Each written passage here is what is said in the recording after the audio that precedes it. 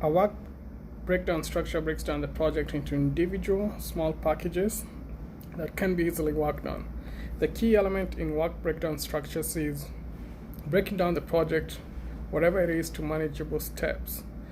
Now we have an organization tree, which is a subdivision of effort required to attain a specific objective in a project, and that could be either a program or a contract. So the main reason why WBS is important is maintaining schedules, estimating costs, and managing project resources.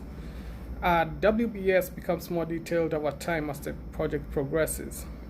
It also changes as the scope of the project changes as well. It is continually updated, with the project manager making the changes. The change management plan changes.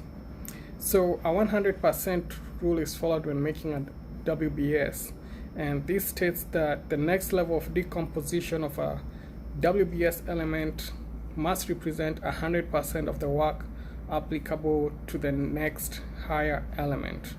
And when we talk about these elements, we're actually referring to a parent and child structure.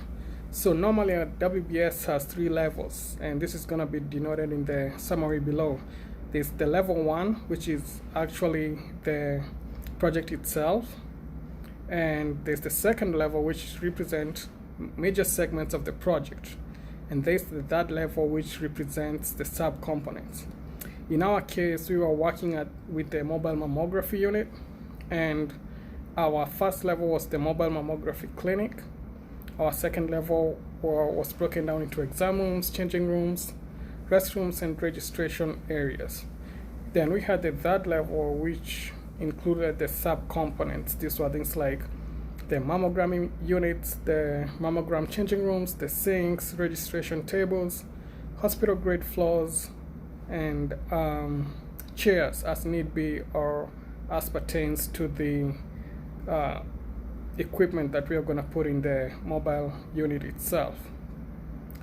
So key components of our WBS include the deliverables, the work packages, and the work components. So WBS numbers are used as well, and these are important because they outline the subcomponents of the third level.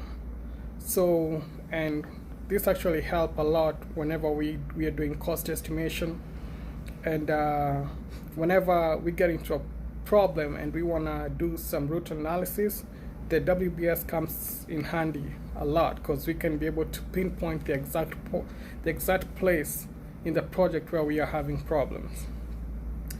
So high-level tasks are mapped on the second level, with the most urgent tasks in subsequent order. So they follow a logical sequence, starting with the most important tasks, which will be the highest level tasks.